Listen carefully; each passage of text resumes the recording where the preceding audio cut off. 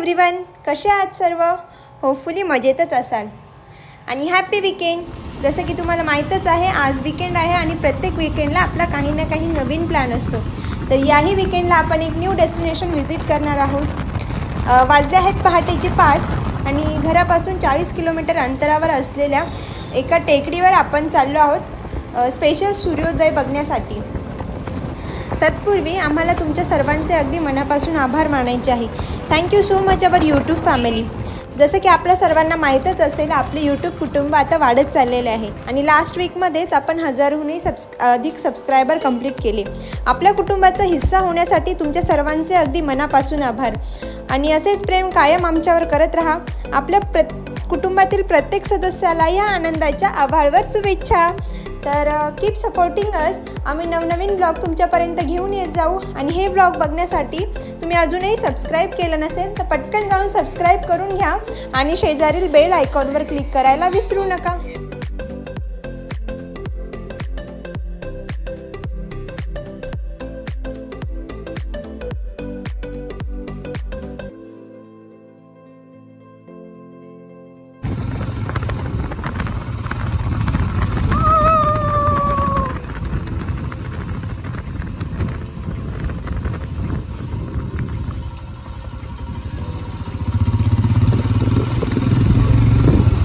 तर मित्रांनो, आपल्यातील काही जण म्हणतील वीकेंडला एवढ्या सकाळी भल्या पहाटे उठून हे काय फक्त सूर्याला बघण्यासाठी चाललेले आहेत. तर तसं नाही आहे मित्रांनो.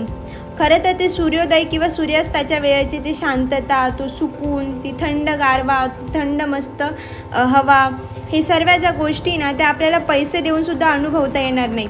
खरंच निसर्ग एकदम सुंदर असा कलाकार आहे, जो की देवाने आपल्याला अतिशय सुंदर अशी देणगी दिलेली आहे निसर्गाच्या रूपात. तर आपण नेहमी त्याचे ग्रेटफुल असायला हवं. तर आपण आपल्या डेस्टिनेशनपर्यंत पोहोचून गेलेलो आहोत आणि आजचा सूर्योदय आहे 6:32 आणि आता वाजले आहे 6:07. तर इकडे जरा पहाटेचा गारवा खूपच जाणवतो आहे, कारण साईडला आजूबाजूला शेते आहे आणि एअरपोर्ट रोड असल्या कारणाने संपूर्ण वातावरण मोकळं आहे.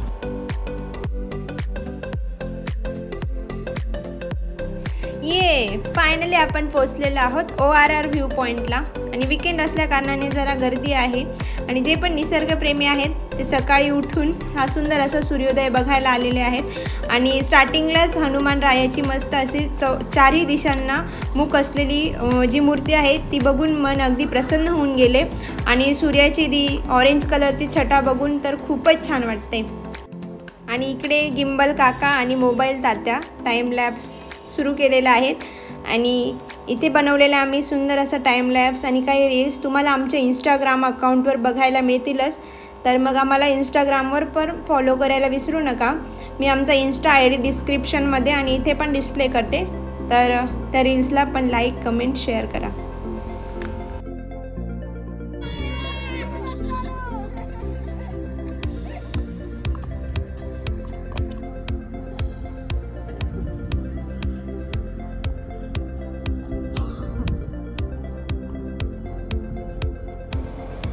आणि ज्या क्षणाची आपण सर्व अगदी आतुरतेने वाट बघत होतो तो क्षण आलेला आहे.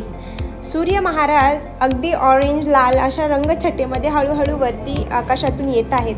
म्हणजे सूर्य उगवला आहे आणि आमच्यासोबतच हे माकडदादासुद्धा सूर्योदयाचा आनंद लुटत आहेत. येथे मला माझ्या लहानपणीची एक कविता आठवते. देवा तुझे सुंदर किती आकाश, सुंदर आकाश, सुंदर प्रकाश सूर्यही देतो. खरंच सूर्य किती महत्त्वाचे काम आपल्या आयुष्यात करतो आणि हा सुंदर असा सूर्योदय बघून आपल्या दिवसाची सुरुवात अगदी छान एकदम कडक झालेली आहे. आता आम्ही आहोत ORR व्ह्यू पॉईंटला. तर सूर्योदय तुम्ही बघू शकता.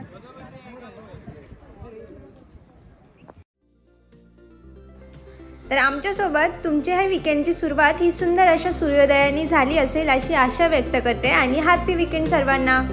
हा सुंदर असा सूर्योदय बघून मला एक प्रश्न पडला. कधी विचार केला आहे का, आपल्याला सकाळी झोपेतून उठवणारा हा आपला सखा, हा आपल्या सोबती सूर्यदादा जर उगवलाच नाही तर? खरंच जर सूर्य उगवला नाही तर खूप गोष्टी बदलतील. तुमचे याबद्दल काय मत आहे नक्कीच कमेंट बॉक्समध्ये सांगा. तर मग आता हा छानसा सूर्योदय बघून आपण निघालेलो आहोत आपल्या पुढच्या प्रवासाला. तर पुढे आम्ही कुठे जाणार आहोत, आमचं डेस्टिनेशन काय आहे हे जाणून घेण्यासाठी संपूर्ण व्लॉग पाहायला विसरू नका।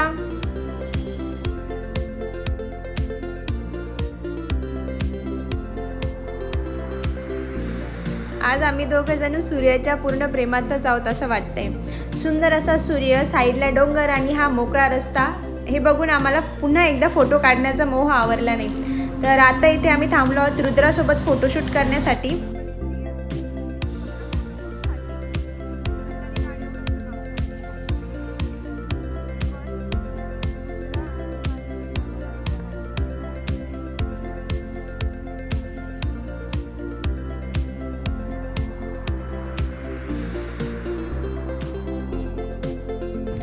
खूप मनमोहक आणि सुंदर सुंदर फोटो काढून झालेले आहेत आणि आता आपण निघालेलो आहोत पुढच्या आपल्या डेस्टिनेशनकडे।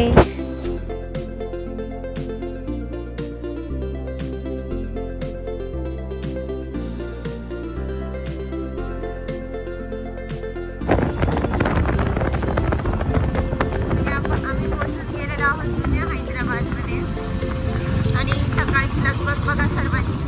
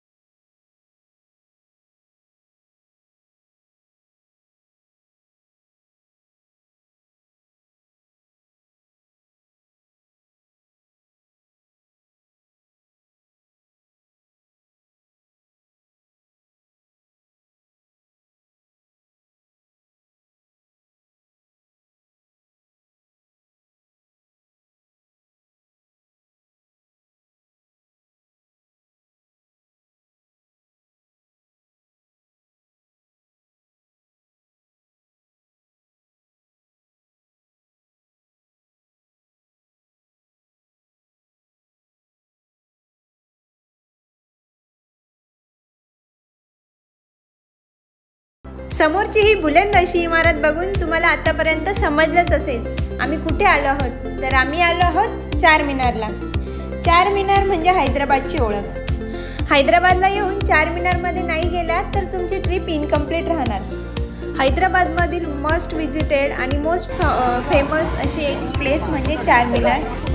चला तर मग ह्या बलाढ्य अशा इमारतीतून संपूर्ण हैदराबादचा व्ह्यू कसा दिसतो आणि मध्ये काय काय छान असे कोरीव काम केलेले आहे, चारमिनारचा इतिहास मी तुम्हाला सांगते। तर चारमिनारमध्ये तुम्ही वरती पण जाऊ शकतात। तर वरती जाण्यासाठीची इंडियन टुरिस्टची फीज आहे 25 rupees and for foreign tourist it's 300 rupees per person. चारमिनारचा इतिहास खूप जुना आहे। मुसी नदीच्या काठीवर वसलेले आणि वास्तुकलेचा एक उत्तम असा नमुना असलेले हे चारमिनार भारतातील 10 प्रसिद्ध प्रमुख ऐतिहासिक स्मारकांपैकी एक स्मारक आहे। चारमिनारची निर्मिती इसवी सन 1591 साली मोहम्मद कुली कुतुबशहा यांच्या कार्यकाळात केली आणि तुम्ही समोर हे सुंदर असे एकदम बारीक कोरीव काम बघू शकतात, खूप छान आहे। आणि चारमिनारमधून तुम्हाला हे संपूर्ण जुन्या हैदराबादचा हा व्ह्यू दिसतो आणि समोर जी मस्जिद आहे ती मक्का मस्जिद या नावाने ओळखली जाते। आपण नंतर पुढे ते मस्जिदच्या तिकडे पण जाऊ, मी तुम्हाला दाखवेलच आतून ही मस्जिद कशी आहे। चारमिनारचे हे चारही मिनार आहे, तेथून तुम्ही खालीवरती येऊन जाऊ शकता आणि चौघा साईडने तुम्हाला वेगवेगळा व्ह्यू दिसतो। तर मित्रांनो, तुम्ही म्हणाल ही चारमिनार इमारत का बांधली गेली, तर इतिहासानुसार असे सांगतात, कुतुबशहा राजवटीत जेव्हा पाण्याच्या कमतरतेमुळे संपूर्ण राज्यात प्लेगची साथ पसरली होती, तेव्हा या रोगाचा नायनाट करण्यासाठी कुतुबशहाने देवाकडे साकडे घालून मस्जिद बांधण्याचा संकल्प केला। आजार पूर्णपणे बरा झाल्यानंतर आनंदात कुतुबशहाने चारमिनारची निर्मिती केली। आणि दुसरी गोष्ट असे सांगितली जाते की व्यापाराच्या दृष्टीने चारमिनारला महत्त्व खूपच होते। एवढंच नव्हे तर एका प्रेमकथेमुळे देखील चारमिनार प्रसिद्ध आहे। सुलतान मोहम्मदने आपली पत्नी राणी भागमतीला पहिल्यांदा याच ठिकाणी पाहिले आणि प्रेमाचे प्रतीक म्हणून चारमिनारात ही इमारत उभारण्यात आली असे देखील सांगितले जाते। खरं तर फार सकाळी सकाळी आम्ही चारमिनारला भेट दिली आहे तो म्हणून इकडे साफसफाईचं काम अजूनही चालूच आहे. आत्ताच ओपन झालेलं आहे चारमिनार. तर चारमिनार पर्यटकांसाठी सकाळी 9 वाजेपासून तर संध्याकाळच्या 5:30 वाजेपर्यंत खुले असते. तर तुम्ही त्या टाईममध्ये व्हिजिट करू शकता. सकाळी सकाळी कमी गर्दीत आपल्या चारमिनारची व्हिजिट तर खूपच छान झाली. आता मात्र लागलेली आहेत भूक आणि चहा पण पिलेला नाही आहे. सकाळी एकदा घरून पिऊन निघालो होतो. तर मग चला जाऊयात चारमिनार येथील फेमस असलेला निमराह कॅफे अँड बेकरीमध्ये. तर मंडळींनो, जेव्हा पण तुम्ही चारमिनारला व्हिजिट कराल ना, तेव्हा निमराह कॅफे अँड बेकरीमधला चहा आणि बिस्किट नक्कीच एकदा ट्राय करा. अतिशय सुंदर लागतं ते बिस्किट खाण्यासाठी.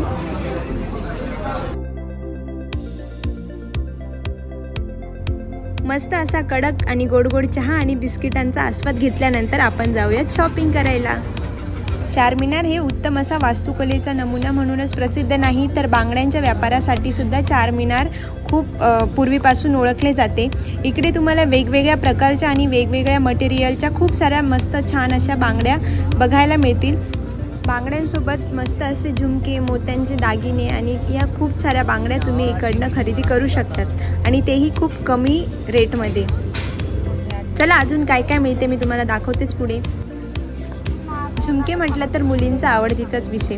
चारमिनारला अतिशय रंगीबिरंगी आणि स्वस्तात मस्त आणि छान शोभतील असे झुमके खूप कमी प्राईसपासून स्टार्ट होतात. अगदी 30 रुपयापासून तर पुढे 100-150पर्यंत तुम्ही इथे छान छान असे झुमके खरेदी करू शकतात. तर नक्कीच एकदा हैदराबादला आल्यानंतर चारमिनारला व्हिजिट करा आणि मस्त मस्त शॉपिंग करा.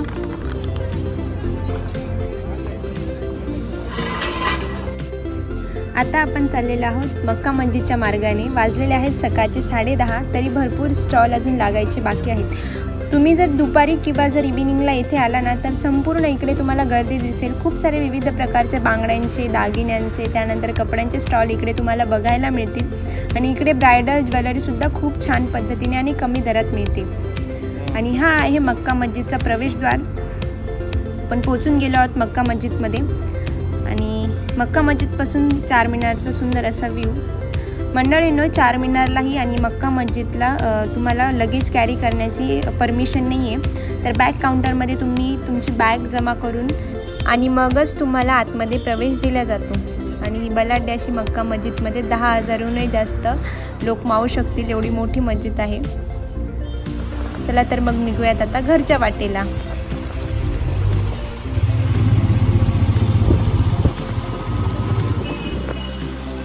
रेल्वे स्टेशनपासून अगदी 7 किलोमीटरच्याच अंतरावर चारमिनार आहे. तर मग तुम्ही ऑटोनेही येऊ शकता तिथपर्यंत. आणि इथे आहे चारमिनारचा बस स्टॉप. इकडनं तुम्ही बस पकडू शकता आणि गोवळकोंड्याला पण जाऊ शकता किंवा तुम्हाला जिकडे उतरायचं असेल बस पकडून डेस्टिनेशनला उतरू शकता.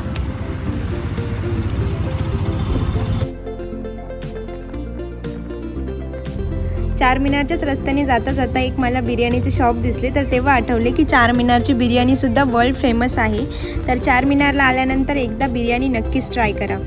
चारमिनारच्या आजूबाजूला खूप सारे पर्यटक स्थळे आहेत, जसे की लाड बाजार, चाऊमोल्ला पॅलेस, सालार जंग म्युझियम, नेहरू झुलॉजिकल पार्क. आणि हो, नेहरू झुलॉजिकल पार्कचा ब्लॉग आम्ही ऑलरेडी आपल्या यूट्यूब चॅनलवर अपलोड केलेला आहे आणि तो तुम्ही अजूनही बघितला नसेल तर पटकन जाऊन बघून घ्या. आणि आवडल्यास लाईक, कमेंट आणि शेअर, सबस्क्राईब करायला विसरू नका. त्याचबरोबर ORR व्ह्यू पॉईंटचा सो सुंदर असा मनाला मोहून घेणारा सूर्योदय आणि चारमिनारची ही फिरस्ती तुम्ही पण आमच्यासोबत एन्जॉय केली का हे नक्कीच आम्हाला कमेंट बॉक्समध्ये सांगायला विसरू नका. तोपर्यंत स्वस्त रहा, मस्त खा आणि फिरत रहा, सर्वात महत्त्वाचे म्हणजे, आणि आनंदी रहा. चलो bye bye. Live, laugh and love. भेटूयात पुढच्या व्लॉगमध्ये.